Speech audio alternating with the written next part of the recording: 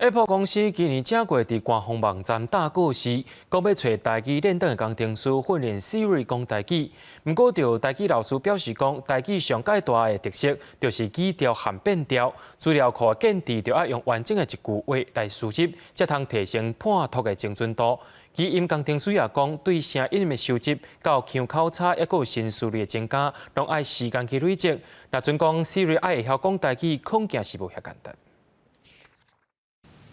Hey Siri， 你会说台语吗？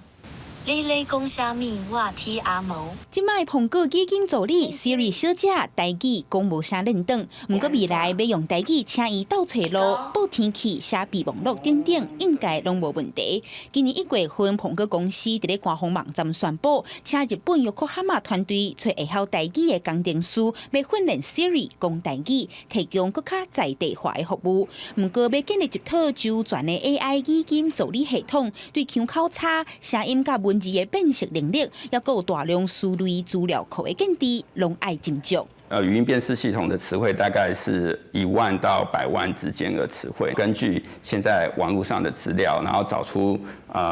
一般台湾的使用者最常用的词汇来做收集。那比方说英文，我们大概都会用10万到100万，那中文可能就差不多10万个词汇。其他语言较无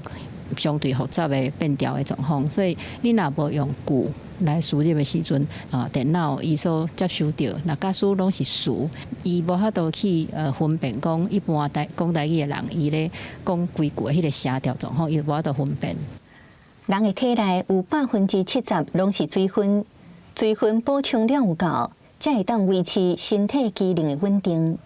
做台语配音超过10年，也捌录过台语语音助理的叶小姐表示，录这种语料，声音的稳定性真重要。不过替换思虑甲寻求的空间较少。伊无爱你有啥物情绪，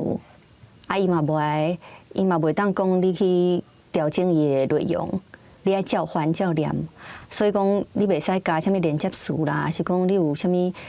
去改伊的顺序，所以念起来较碍叫。即摆 Siri 小姐有21种的语言服务 ，Google 助理小姐有超过30种，不过拢要无台语。语音工程师表示，对收集录音档到初步建制完成，爱几哪个月，后台嘛阁爱定期升级，增加新的思虑，提升判读的精准度，才通有更较优质的服务。记者阿明金郑派文林福凯台北报道。